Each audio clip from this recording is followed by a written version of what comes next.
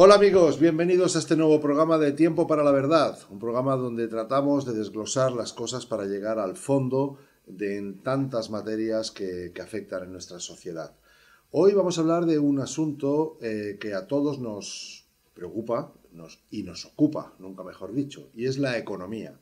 No la economía desde el punto de vista que otras veces hemos hablado, en el sentido del ánimo de lucro o no, de las personas, de quién se dedica a buscar el dinero, quién se dedica realmente a tratar de cambiar el mundo y por ende el dinero le puede o no venir, etcétera. Todos esos temas lo hemos hablado muchas veces y la gente sinceramente creo que tiene un concepto un poco liado al respecto, ¿no? Hacer de ciertas cosas un modo vivendi se percibe mal, ¿no? No, hoy hablaremos de la economía en su aspecto más global. Haremos zoom y veremos, bueno, vamos a hablar de esa economía que se planteó desde un principio de los tiempos y de qué forma, como todo cambia tan deprisa, de qué forma podíamos, de alguna forma, pues hacer algo mejor. Tenemos para ello a una persona que él es licenciado en Administración de Empresas, tanto en Argentina como en España, licenciado en Derecho, y él ha investigado y desarrollado pues distintos trabajos sobre una nueva economía o cuanto menos una nueva forma de ver las cosas. También uno de los puntos más importantes suyos en estos momentos concretos que está el país es bueno, el concepto de que esos ejecuciones hipotecarias que han dejado en nuestro país a más de 400.000 familias sin casa, pues bueno, de alguna forma quizá no tendrían toda la legalidad suficiente como para poder hipotecarlas. Luego lo veremos porque en terminología pues supongo que él nos lo explicará mejor. Os quiero presentar a Óscar Viera. Óscar, ¿cómo estás? ¿Qué tal? Encantado. Gracias y un honor tenerte aquí con nosotros. Muchísimas gracias a ustedes. Óscar, vamos a hablar de economía. La Perfecto. economía, te diría, la economía es incluso una ley universal, ¿no? La ley de la economía, incluso en el universo, se dice que si algo pues va a gastar, necesita 5, pues no utiliza 20, siempre utiliza 5, ¿no? Es la ley del aprovechamiento, ¿no? Inclusive, pero ahora hablamos de la economía, digamos, en Ujú. el planeta Tierra, Perfecto. ¿verdad? Coméntanos, ¿qué es lo que está tan mal de la economía como para poder empezar a plantearse que tendría que haber otra forma de hacer las cosas? A ver, yo creo que la economía se basa en algo que es una falacia y que nos rige a todos. Es decir, ya en las facultades nos enseñan, y creo que la habrás escuchado como varias veces, la definición de economía, que es la administración de recursos escasos para necesidades crecientes. Eso, a mi entender, es una falacia. Es decir, hoy por hoy no existe escasez de nada. Uh Y la -huh, escasez es una palabra compleja, como lo caro y lo barato. uh Es -huh, decir, para poder hablar de escasez tenemos que hablar de necesidades. Porque, por ejemplo, yo siempre pongo el ejemplo, si tenemos 1.000 litros de leche y somos lactantes, tenemos abundancia. Y si somos alcohólicos, tenemos escasez. Entonces, dar una definición genérica de economía partiendo de la escasez es una equivocación, uh -huh. que no es un error porque obviamente se basa en un problema que es el sistema monetario, la construcción del sistema monetario. Y en el sistema monetario sí que hay escasez.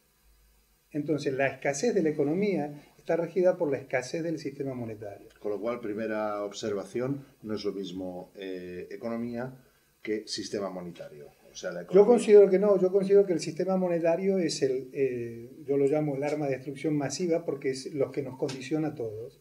Es decir, todas las personas están condicionadas por el sistema monetario, Uh -huh, que justamente es lo que provoca la escasez. Y la escasez está dada por el interés. El interés no existe, es decir, cuando los bancos construyen el dinero, que es un tema que tocaremos luego, uh -huh, eh, porque por un lado, es decir, lo que te llamamos el dinero físico, que son los billetes, uh -huh, eso es la oferta monetaria que lo emiten las instituciones bancarias oficiales, el Banco Central Europeo o la Reserva Federal en Estados Unidos y en todos los países, o sea, prácticamente el 99% de los países están regidos por este sistema de banco central. uh -huh. Son los que emiten el dinero físico. Eso es la base monetaria. Pero luego, es decir, los derivados del dinero bancario es la oferta monetaria. Esto es de una magnitud impresionante. El dinero físico es del 3 al 5% y el dinero ficticio, virtual, bancario, que es la oferta monetaria, es del 97-95%. Es decir, para entendernos, un banco puede dar, puede prestar más dinero del que tiene físicamente, ¿no? Sí, sí, indudablemente, ¿eh? Es decir, y por eso técnicamente todos los bancos están quebrados. Es decir, el sistema bancario está absolutamente quebrado. Y por eso existen los bancos centrales. Los bancos centrales existen, su función principal es como último prestador. ¿Por qué? Porque el banco, cuando queda pedaleando en el aire, viene el Banco Central, en este caso el Banco Central Europeo, y cubre ese bache, ¿no? Y entonces, es decir, hace que el sistema monetario siga funcionando. Pero ¿qué pasa? Es decir, toda esa emisión ficticia se hace a cambio de un interés. Se inventan el dinero del capital, pero el dinero del interés que luego el sistema tiene que pagar, ya sean los bancos o los particulares, no se lo inventan. Con lo cual se provoca la escasez. Ese dinero para el interés no existe, que se soluciona solamente de dos maneras.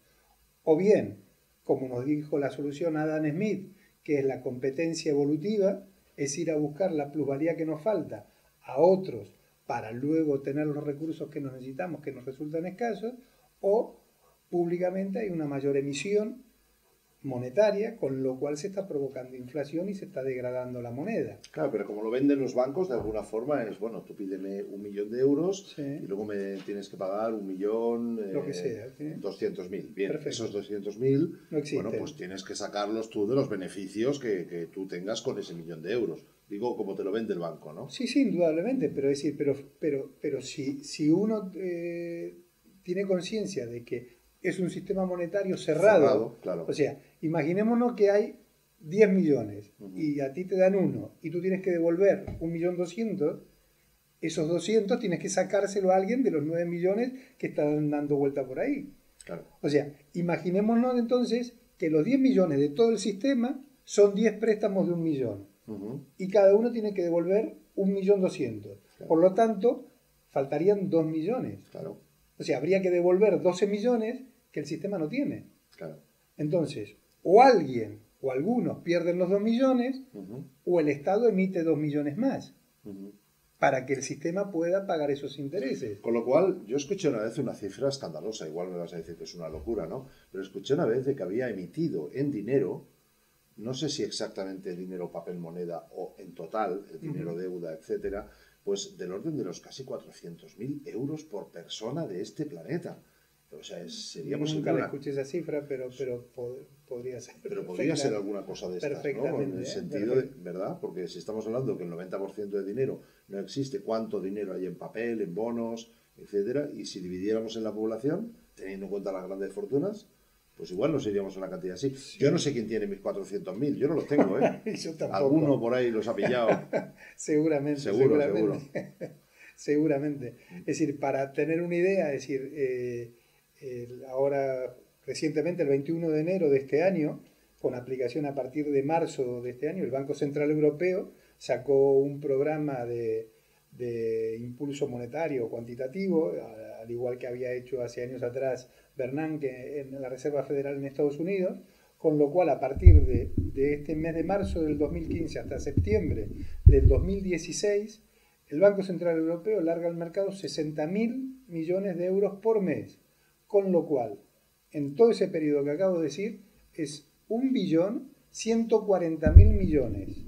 1.140.000 millones en un año y medio. O sea, para que tengamos idea que, por ejemplo, desde que empezó el tema de la titulización de los créditos, aquí en España, empezó en el año 93, muy poquito, es decir, la primera titulización se hizo en el año 93, hasta marzo del 2012 se habían titulizado 514.000 millones de euros.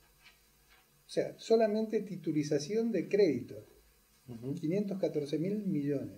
Es decir, una locura. Es decir, pero ¿estarás de acuerdo, quizá, en que las crisis pasan cuando alguien decide retirar el dinero? Por ejemplo, en este caso que dices que ahora el Banco Europeo va a alargar 60.000 millones, has dicho mensuales. Mensuales, sí, sí. Qué locura. Bien, pues ¿por qué no han hecho esto antes? ¿O cómo es que pasó la crisis? Que de golpe todo el mundo ya no tenía dinero. ¿Cómo se ha hecho esta crisis? Y bueno, y quizá cómo podemos salir de ella, según tu concepto. A ver, la crisis, a ver, yo creo que el problema, es decir, de las crisis, podemos tener dos lecturas. O sea, es decir, una técnica y otra dolosa o conspirativa, ¿no? Venga, es decir, venga. claro, es decir, la técnica podría ser del hecho de que, en cierta medida, la explicación que hace Hayek y Mises de la escuela austríaca, de la teoría de los ciclos, de que hay una etapa de esplendor y entonces como hay una etapa de esplendor, o sea, se rebajan las exigencias para dar crédito, baja la tasa de interés, se dan muchos créditos, la gente se expande en procesos económicos y en iniciativas sin futuro, con lo cual eso provoca una crisis que luego, al haber mayor demanda de dinero, provoca que la tasa de interés aumente y al aumentar las iniciativas que no son rentables no pueden pagar el interés y empiezan a haber quebrantos.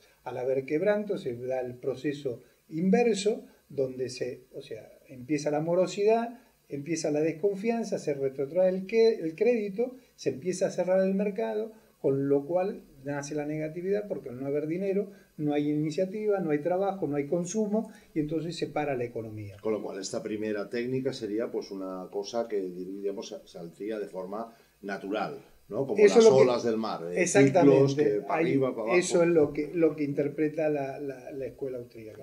Lo que no nos dice la escuela austríaca, a mi entender, es que justamente que todo eso se provoca por la subida y bajada del interés. Si el interés no existiría, entonces no habría tasa interna de retorno. Entonces, por lo tanto, todas las iniciativas, con lo único que competirían serían con sus costos internos y no con la tasa interna de retorno, que es, la tasa interna de retorno se vendría a decir vulgarmente que yo pongo el dinero en el banco y sin hacer nada y sin correr riesgo me paga un interés. Entonces, ¿para qué me voy a arriesgar en una cosa que me da el 2 y el banco me da el 2,5?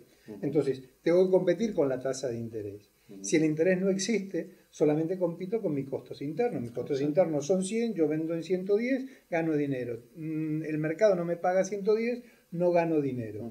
Donde no habría ningún problema. Es decir, la iniciativa que no prosperara, es decir, desaparecería del mercado y no habría el problema financiero creado por los bancos y por el sistema monetario y por el interés. Con lo cual habías dicho que había dos. Una que era la teoría, bueno, la teoría conspirativa. ¿Cuál es la conspirativa? Cuéntame. Bueno, la teoría conspirativa podría ser perfectamente de que estos ciclos sean manipulados, son manipulados de oferta y demanda, ¿no? Es decir, a ver, toda esta nueva economía que nosotros conocemos como capitalismo actual nace con la intervención de dos personajes. Por un lado Adam Smith y por otro lado Carlos Marx. Los dos, con un movimiento de pinza, nos han llevado a este presente de hoy. Es decir, aunque parezcan contradictorios, que uno decía una cosa y uno decía lo otro, los dos han sido confluyentes para llevarnos a este callejón sin salida. Y Adam Smith, que era un economista y un filósofo escocés, nos decía de que el mercado se manejaba por una mano invisible. Entonces, que el mercado, es decir, se acomodaba solo porque había como una mano invisible que movía los hilos y provocaba que todo fluyera de una manera y con una lógica. Claro, lo que Adam Smith no nos dijo de quién era el brazo de la mano invisible. Sería bueno saberlo, ¿no? ¿Y tú quién crees? No, bueno, ¿quién creo? Es decir, no, eso tanto no sé. Es decir, pueden ser muchas personas o quizás no puede ser nadie, puede ser la misma condición humana, ¿no? Es decir, por eso quizás lo conspirativo pueda ser paranoico, ¿no? De que uno vive teniendo alucinaciones de que hay todo un poder oculto, que quizás no lo hay o quizás sí lo hay.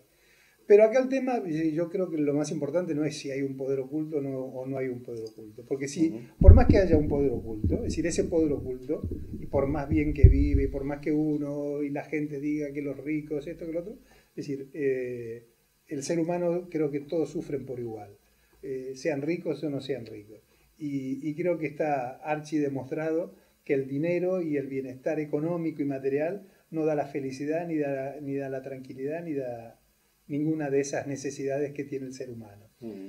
Si hiciéramos una economía y un sistema monetario y un sistema dinerario sano y provechoso para todo y entráramos en el círculo virtuoso en lugar del círculo vicioso en el que estamos, creo que todos, absolutamente todos, es decir, seríamos mucho más felices, las relaciones humanas serían mucho mejor, habría menos ansiolíticos en el mercado, habría menos suicidio, habría menos peleas, menos discusiones, y creo que en definitiva el bienestar pasa por ahí, ¿no? Es decir, creo que es lo más importante, ¿no?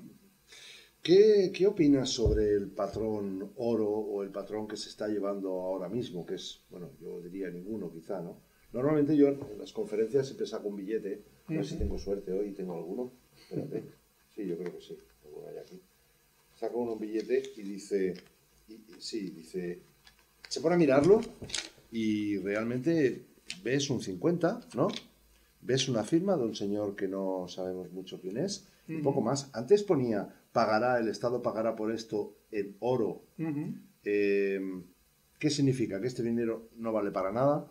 ¿O qué garantías tenemos? ¿Por qué tú y yo consideramos que estos son 50 euros entonces?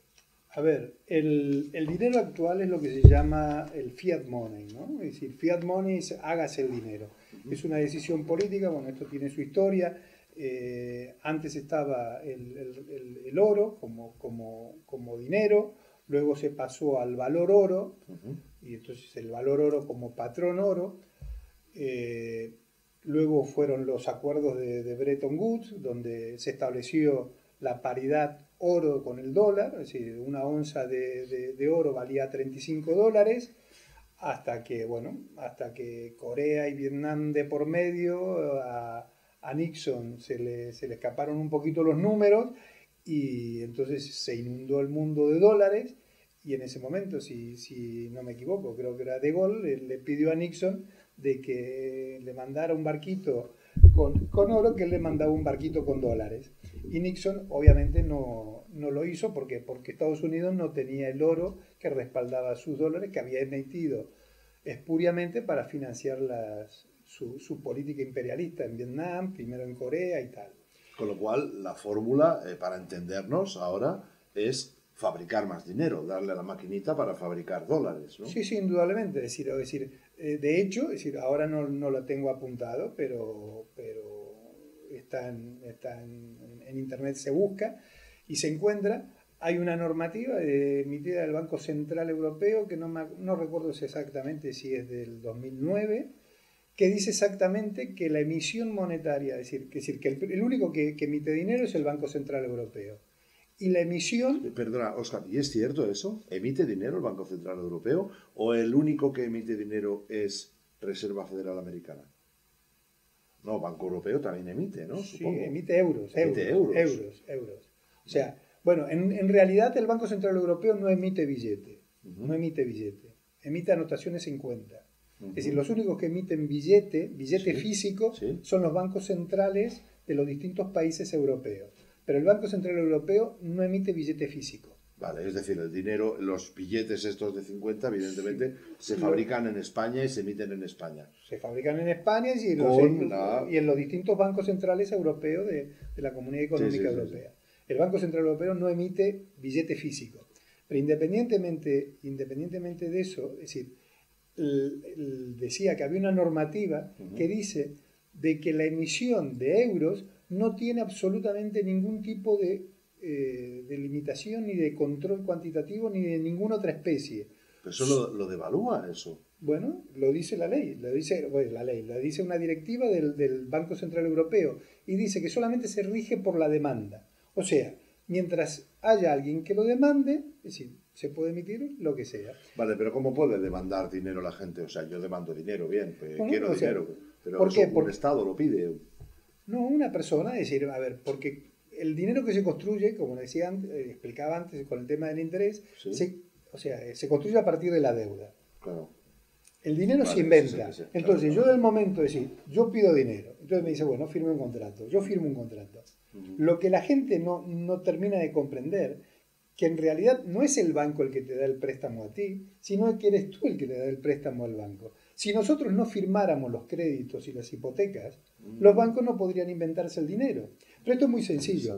Si yo te firmo ahora un pagaré o un cheque y te doy a ti un cheque y un pagaré y tú sabes que yo soy solvente o se considera que yo soy solvente, ¿tú eres más rico o menos rico? Si yo te doy ahora un cheque por 1.000 euros. Hasta que no lo haga efectivo, no. Pero cuando tú, lo haga efectivo, sí. Pero si yo soy solvente y si tú eres solvente, sí, pues en principio es un dinero que tienes un valor, tienes un activo. Tienes un activo, ¿vale? Por lo tanto, tu economía se ha incrementado, ¿no? Claro. O sea, tú tienes en tu patrimonio 1.000 euros más. Sí. Así funcionan los bancos. Cuando nosotros firmamos la hipoteca, el banco está recibiendo un activo patrimonial. Claro, visto así, claro. Entonces, sí. ese activo, es decir, yo firmo una hipoteca por 200.000 euros, se la doy al banco. El banco tiene en su activo 200.000 euros más. Entonces, contra ese activo que él patrimonializa en su contabilidad, saca un pasivo, que es darte el crédito. Entonces, si nosotros no firmáramos, si no le diéramos ese activo al banco, el banco no nos podría dar el préstamo. Es decir, nos tendrían que pagar a nosotros porque somos nosotros los que creamos el dinero. ¿Me sigues? Muy bien, sí. ¿Entiendes? Claro. Entonces, ¿qué pasa? Es decir, luego hacen por eso nunca te dan el dinero en efectivo, porque no lo tienen. O sea, los bancos te crean algunos lo llaman una cuenta corriente de clientes, sí. CCC, sí. O algunos te lo llaman cuenta vinculante. Ellos te hacen una cuenta y te inventan una cuenta. Y de esa cuenta luego tú vas sacando y te van sacando. Tú vas sacando. Pero bueno, ha habido algún caso que sí, uno va a pedir un crédito y me lo dé todo en efectivo porque lo necesito. No, pero técnicamente el proceso es este. Por más que luego a los 2 segundos te den el efectivo. Ya. Porque el efectivo se lo sacan a todos sus cuentas correntistas. Claro. Es decir, que a mi entender es una apropiación indebida. Es decir, porque te están cobrando en la cuenta corriente una comisión de depósito, de administración como depósito, sí. ¿Vale? Y te están usando el dinero. Claro. ¿Se comprende? Sí. O sea, ¿qué pasa? Es decir, la Sala Penal del Tribunal Supremo Español, o sea, tiene condenado a muchos administradores, el caso Gescartera, por ejemplo, o abogados que en su gestión profesional, administrando el dinero de otros, han hecho esto que hacen los bancos y los han condenado penalmente.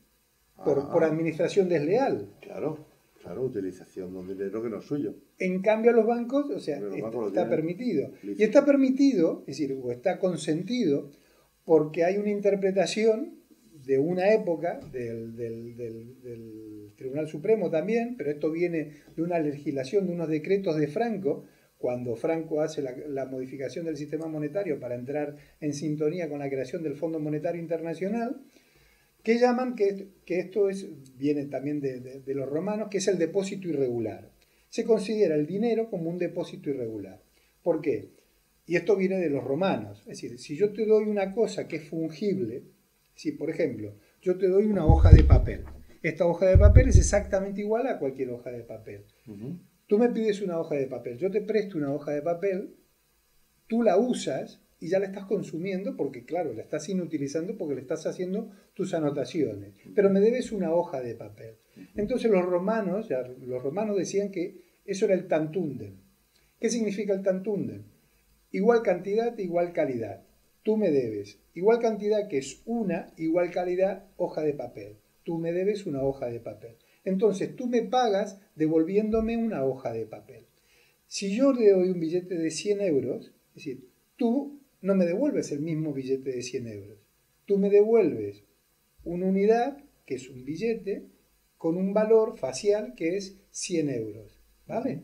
O me devuelves 100, que es la unidad, y la unidad económica, que es euro.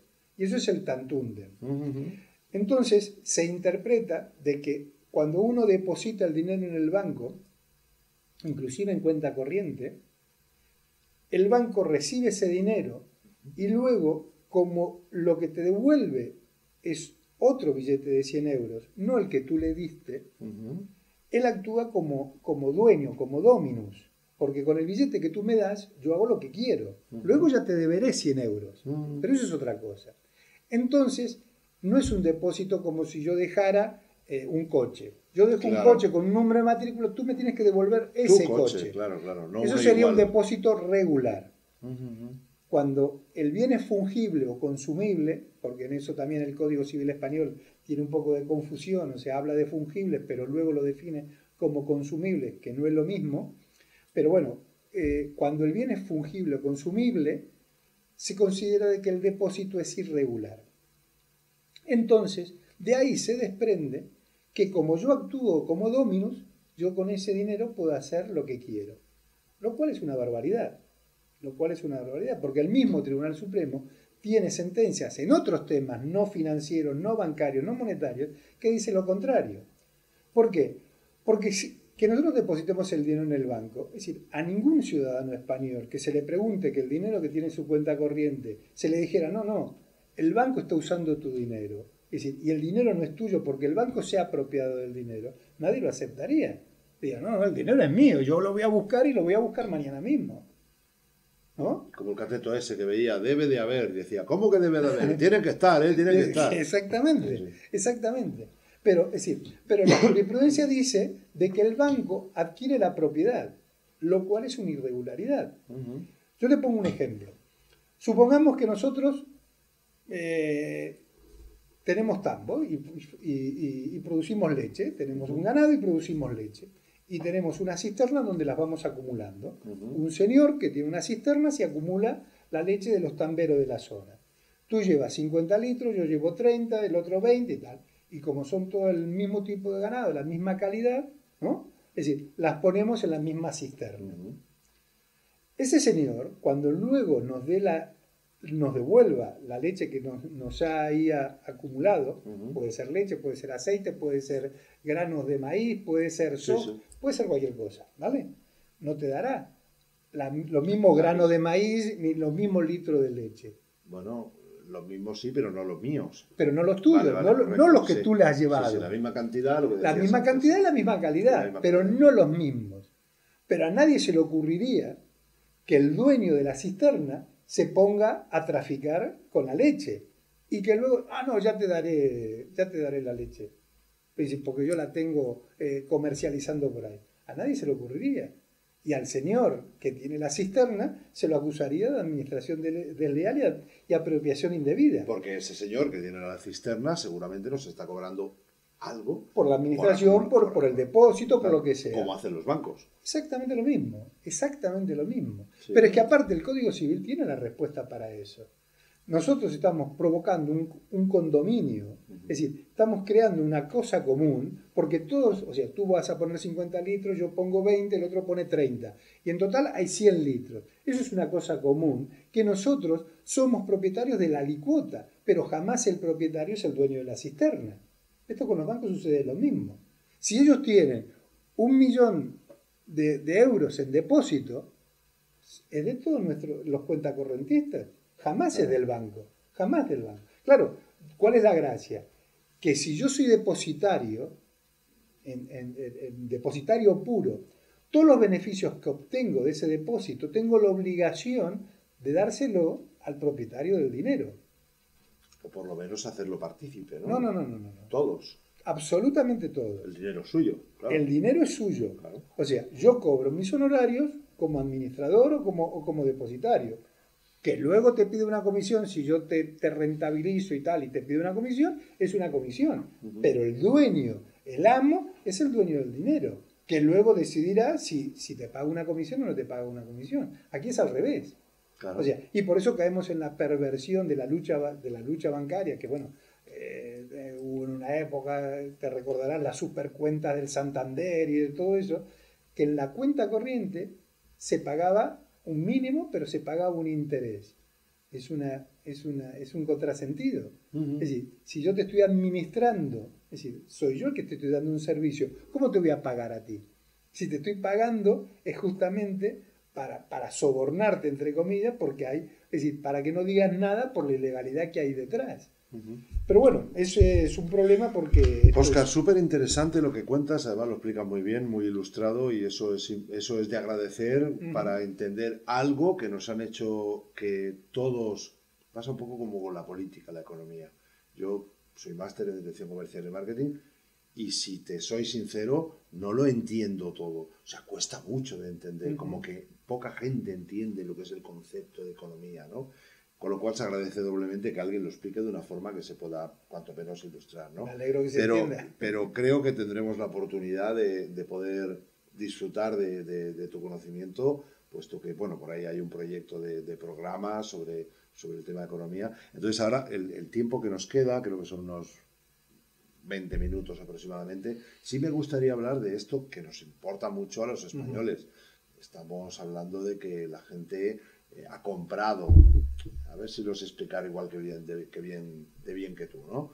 Ellos compran una propiedad que el banco dice que vale 10, el banco, como sabe que vale 10 y cree que irá subiendo, te da, bueno, digamos, te presta un dinero avalando con aquella propiedad y con tus posibilidades económicas más o menos en base a 10, pero luego resulta que el mercado oscila, esa propiedad vale 5 y tú no puedes pagarla porque, bueno, las cosas cambian, las circunstancias económicas, pero el banco te sigue reclamando 10. Con lo cual, dado en dación que se llama esa propiedad, el banco te sigue reclamando estos 5 millones. Esto varios presidentes, incluso Correa, lo trató de regular en su país, porque venía la gente, los ecuatorianos, que después de trabajar un montón de años en España, haciendo cosas,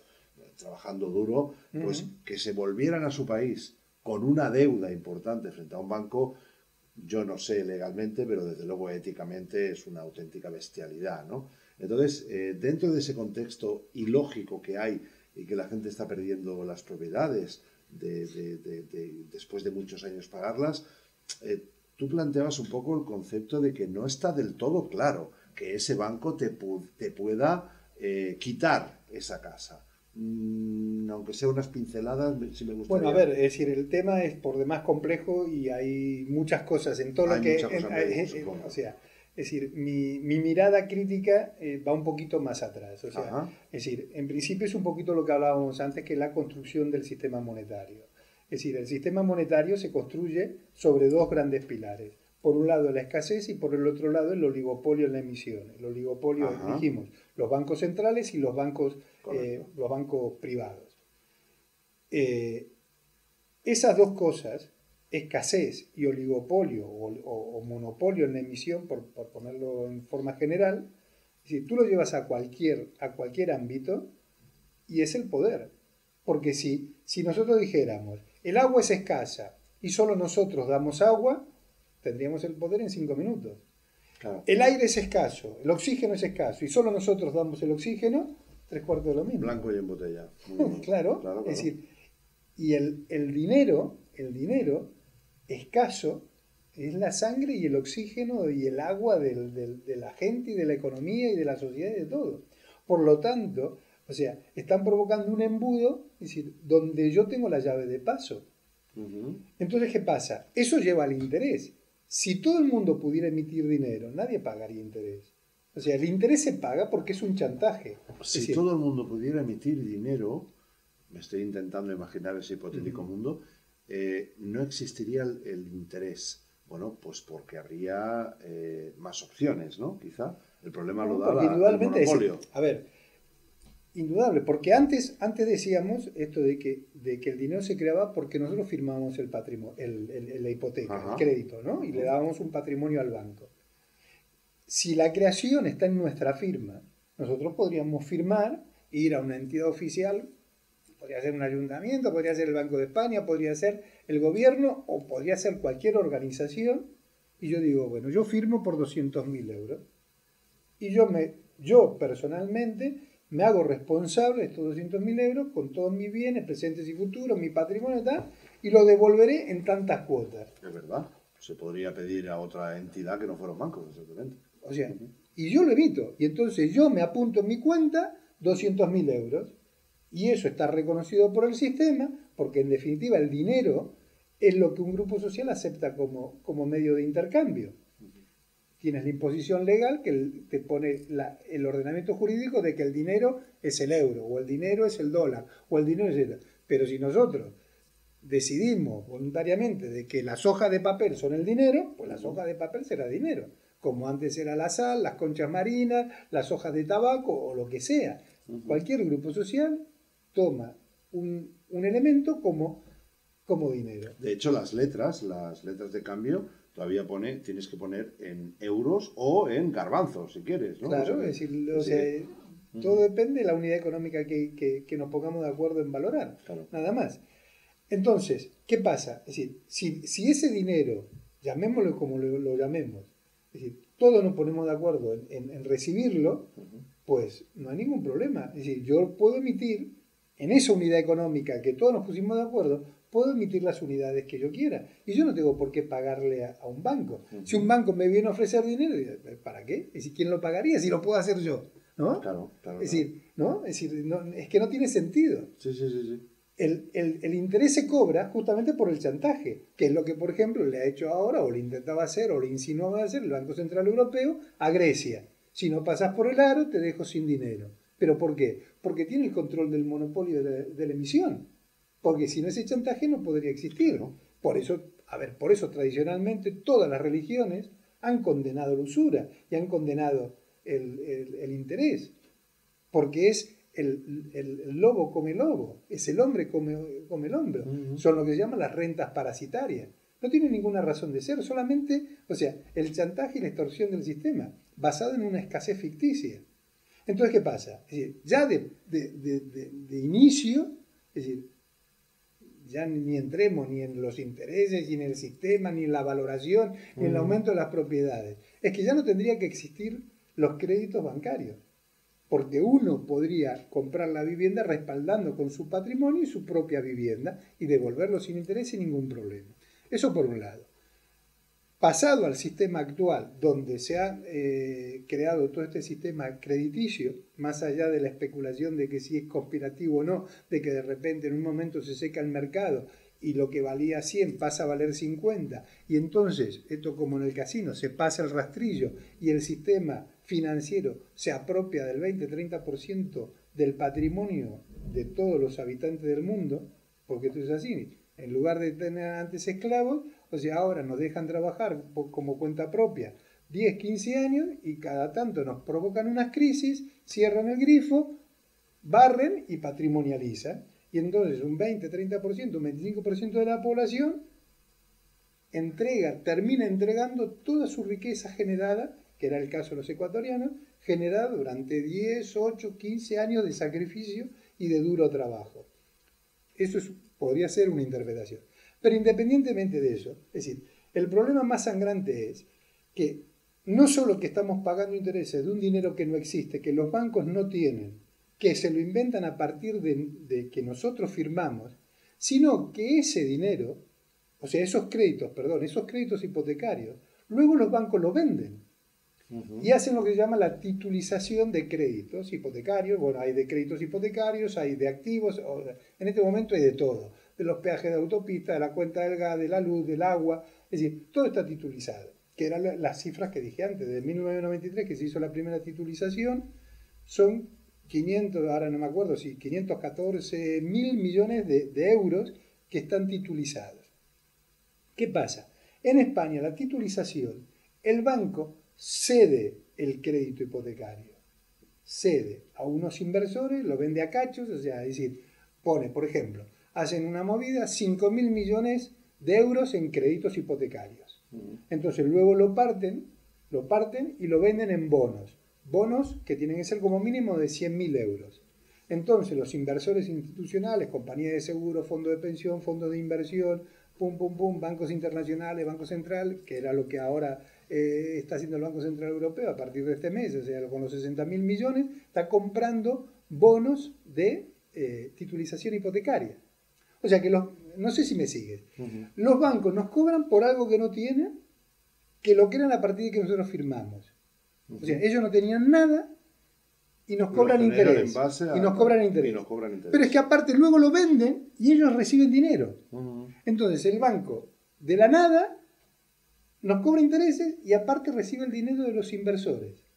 Es una locura. Negocio redondo. Redondo. Entonces, ¿qué pasa? Pero el tema con relación a los desahucios y a los desalojos que tú estabas diciendo y a estas 400.000 familias o más que pueden estar, o sea, que están, no que pueden estar, no, que están en la calle o con situaciones de precariedad, ¿qué pasa? En las deudas titulizadas, el banco ha dejado de ser el acreedor hipotecario, porque lo ha transferido. Lo ha transferido. O sea, la deuda ya no es suya, se la ha vendido a otro A un señor. fondo. No, hay un fondo. Un fondo. Un fondo. Que es fantástico porque es un fondo que no tiene personalidad jurídica. No tiene personalidad jurídica. Con lo cual no puede actuar en derecho. O sea, según el Código Civil, según nada. Es decir, pero ese es el fondo. El titular de los créditos es el fondo, por ejemplo, el fondo Foncaixa o el Santander Fondo, el fondo de inversión, lo que sea. Entonces... Perdona, fondos que en muchos casos pertenecen al mismo banco. O bueno, cuanto menos mantienen el nombre... A ver, trato de ser muy breve. Sí. Tienes el banco. Sí. El banco se inventa una gestora. Ahí voy, vale.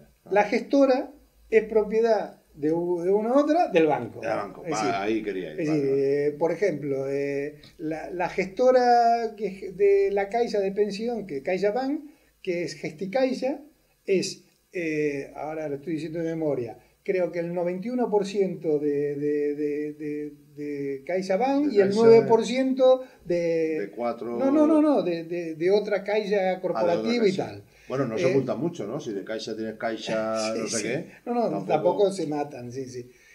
Por ejemplo, la gestora de titulización de créditos hipotecarios del Santander, el 81% creo que es de Santander y el 19% de no sé qué de Santander. Ya. Vale. Luego está la europea, que es la del BBVA, que es el 87,5% del BBVA, pero también está la Caixa y están... ¿Y qué gana el banco quitándose, o sea, vendiéndole esto a la gestora? Bueno, gana... A su propia gestora. Gana una cosa fundamental. Siguiendo el criterio que lo que te decía antes, de que todos los bancos están quebrados, es decir, cuando se aprueba lo que se llamaba Basilea II exigía que las entidades financieras tuvieran el 8% de capital propio sobre el riesgo de giro. 8%, imagínate. Qué poco. Nada. O sea, eso era la gran movida de Basilea II. 8% de fondos propios sobre el riesgo asumido. Como ninguno lo cumplía. Encima no lo cumplía. No, ninguno. Están en quiebra técnica. Es decir, ninguno lo cumple. Entonces, ¿qué pasa? Es decir, como no podían aumentar los fondos propios, ¿qué hicieron? Reducir los riesgos propios, los riesgos asumidos. La forma de bajar los riesgos es externalizarlos. Entonces, sacan de su contabilidad los créditos hipotecarios y los ponen en una gestora. Por lo tanto... Ya no tienes tanto riesgo. No, claro, exactamente. Vendido y es problema de otro. Es problema de la gestora, aunque sea lo mismo, pero es problema de la gestora. Y luego la gestora, es decir, ¿qué pasa? Cuando se hace la suscripción, el mismo banco suscribe el 100% de los bonos. O sea, compra el 100% de los bonos de la gestora. Ya. Pero en paralelo, como esto sale como un folleto informativo y no sé qué, y sale en los mercados secundarios, sale a la venta. Y entonces al salir a la venta, los inversores van comprando los bonos. Y entonces el banco termina recibiendo el efectivo o el dinero de los inversores y se desprende de estos créditos. Con lo cual, patata caliente para el inversor en ese caso. Sí, sí, o sea, y lo dice la ley, o sea, el responsable de los morosos o de los impagados de los créditos serán los bonistas. Pero ¿qué pasa? Mientras tanto sigue la gestora cobrando comisiones, quedando esto, o sea, cobran seguros, asesoramiento, cobran de todos lados. Pero el riesgo es de los bonistas, del fondo de inversión. Con lo cual, la casa que yo he comprado y el banco me ha prestado 100.000 euros... el acreedor hipotecario es el fondo. El banco se lo ha vendido a una gestora o un fondo y después ese fondo dices que hace bonos, o sea, hace trocitos para inversores. Sí. Con lo cual, ¿de quién es mi casa? Del fondo cuya titularidad son infinidad de bonistas que pueden ser los bancos alemanes, pueden ser inversores de Japón, pueden ser de Hong Kong, de Inglaterra. Globalización. De cualquier lado. Es decir, pero el punto fundamental es que los fondos no están demandando a ninguno de estas 400.000 familias. Que son los propietarios auténticos. Exactamente. Claro. Es decir, no son propietarios, son acreedor hipotecario. Bueno, el acreedor hipotecario. Sí, bueno. Entonces, por lo tanto, según mi parecer, es que todos los juicios ejecutivos hipotecarios realizados por bancos españoles, basándose en créditos o préstamos hipotecarios que hayan sido titulizados, y este es el punto porque esto es de un oscurantismo absoluto. La ley dice que este proceso que yo acabo de explicar no se tiene que inscribir ni en el registro mercantil ni en el registro de la propiedad, y la transmisión, ni siquiera se hace por fedatario público. Lo dice la ley. Que no se haga de esta forma. No se haga. Pues se hace siempre a punto. Bueno, pero esto no se hace en ningún lado. Quiero decir, cuando tú pides una hipoteca, pues hay una nota en el registro de la propiedad, indudablemente. Pero el cambio de acreedor no se apunta ni siquiera como nota marginal entiendo, en la hipoteca, en el registro de la propiedad, no se apunta en el registro mercantil de las empresas, no se hace, luego se hace, por simple anotación de cuenta o por simple firmar un papelito, no se hace por fedatario público. No se hace, no sé. Sí, entiendo. En realidad nadie sabe, exactamente cuáles son los títulos los créditos que están titulizados. Claro. La Comisión Nacional de Valores no da ninguna información, y ahora parecería que el Banco de España diría que abre unos canales como para que uno pueda enterarse. Pero de hecho en la práctica son todos problemas, dilaciones, misión imposible prácticamente. Vale. Con lo cual, no sabemos quién es el acreedor final. ¿Quién es el acreedor? Pero llegado, supongamos que de una manera u otra, vía judicial o vía la forma que sea, terminamos sabiendo de que mi deuda, mi crédito, mi préstamo hipotecario, ha sido titulizado. Si a mí me ha puesto la demanda el banco, claro, yo creo que es nula de pleno derecho. Es absolutamente nula. Es decir, porque el banco no es el acreedor hipotecario. No hay que confundir que sí tiene la misión de cobrar los préstamos. Ajá. El banco y la gestora, en un proceso, sí que tendría legitimación activa, que se llama. Tendría legitimación activa para formar parte del proceso. Pero siempre en nombre del fondo. Una cosa es que yo diga, Óscar Viera, demando a fulanito en nombre propio, y otra cosa, Óscar Viera, demando a fulanito en nombre del fondo tal. Claro. No es lo mismo. Es decir, yo no tengo derecho propio para ejercer esa acción. Yo no tengo el derecho de esa acción para actuar en nombre propio. Otra cosa es que tenga la legitimación activa para actuar en representación, como gestora, como administrador, como representante, como lo que sea. Que se dice que se representa al fondo, pero que también es un error técnico, porque si el fondo no tiene personalidad jurídica, no existe representación. Tú no puedes representar al que no tiene personalidad. Wow. Es que es un invento, pero que justamente la única explicación lógica de que no tenga personalidad jurídica es de que inclusive los inversores también queden desguarnecidos, indefensos, porque todo lo mamonea, es decir, la entidad financiera con su gestora que está controlada por ellos. Claro. Y entonces los inversores están en un híbrido sin personalidad jurídica que no pueden hacer absolutamente nada, ni siquiera defenderse a sí mismos.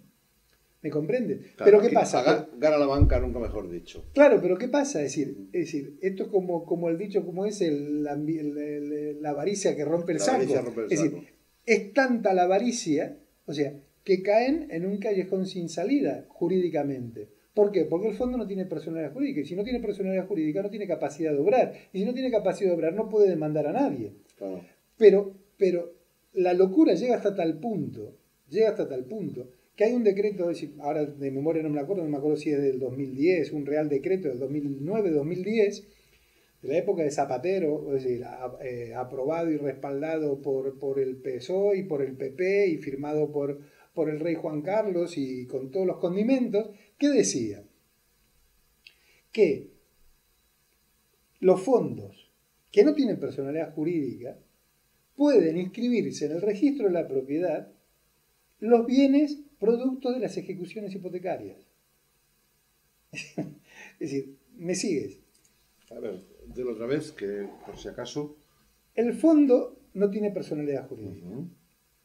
Y entonces hay una ley que dice, un Real Decreto Ley, que dice que el fondo, que no tiene personalidad jurídica, se puede inscribir a su nombre en el registro de la propiedad los bienes inmuebles, productos de ejecuciones y de tal. Es decir, o en cualquier otro registro, si embarga un coche, o sea, es una locura. O sea, imagínate que la definición es que el fondo de titulización de créditos hipotecarios es un patrimonio cerrado sin personalidad jurídica. Tu coche, si tú tienes coche, es un patrimonio que no tiene personalidad jurídica. Una nevera es un patrimonio sin personalidad jurídica. Entonces, por lo tanto, según el ordenamiento jurídico español, mi casa puede estar a nombre de un fondo sin personalidad jurídica. Por lo tanto, el fondo puede estar a nombre de mi coche y mi coche puede estar inscrito a nombre de mi microondas. O sea, qué fuerte. Es decir, una cosa sin sentido. Sin sentido total. Entonces, ¿qué pasa? Es decir, lo que pasa es que esto no se ha avanzado ni judicialmente, no hay resoluciones judiciales que pongan sobre claro y oscuro este tema. Y otro problema lo tienen los registradores. Los registradores, porque justamente la ley del registro hipotecario justamente exige de que tiene que estar detallado la identificación de la persona física o jurídica en cuál se hace la inscripción. Al no tener personalidad jurídica, los registradores se encuentran en el galimatías que tienen una contradicción de leyes. Óscar Viera, queda muchísimo para hablar. Esto ha sido dar el aperitivo de lo que, bueno, esperamos que nos vaya Perfecto. contando en distintos momentos en esta tu casa. Impresionante la locura esta, o sea, Sí, de verdad, cuesta de entender, fíjate. No, que justamente es a propósito. Es a propósito, es a propósito que no la gente entendamos. no lo entienda y que así lo dejen para la banca. Óscar Mira, Viera, si me permites una sola cosa, justamente al hilo de lo que dices, yo como abogado y economista, es decir, siempre cuando doy charlas, pongo de manifiesto que lo que yo digo no me lo han enseñado nunca en ninguna facultad ni en ninguna universidad. Es decir, sí, los he vendido por tus medios. sí, porque es decir, tú hablas con los profesionales y la gente, o sea, inclusive los abogados y los economistas no lo saben. Ni se lo han planteado. No, solamente, obviamente, los que trabajan para la banca. Es decir, claro. el 90 y pico % restante, la mayoría no lo saben, como yo no lo sabía antes. ¿Cómo pueden contactar contigo, Óscar? Bueno, mi correo electrónico es muy simple, es ol de Óscar Luis, ol Viera con v, arroba icap.cat, que es Ilustre Colegio de Abogados de Barcelona.cat de Cataluña. Vale, perfecto. Pues nada, señores, aquí tienen a una persona que, bueno, pienso que puede aportar muchísimo, ya lo ha aportado y esperamos en breve poder seguir contando con él. Mil gracias, Óscar. No, gracias a ustedes por haberme recibido. Y bueno, y sobre todo, pues muchas gracias a ustedes, que gracias a ustedes se hace el programa. Gracias.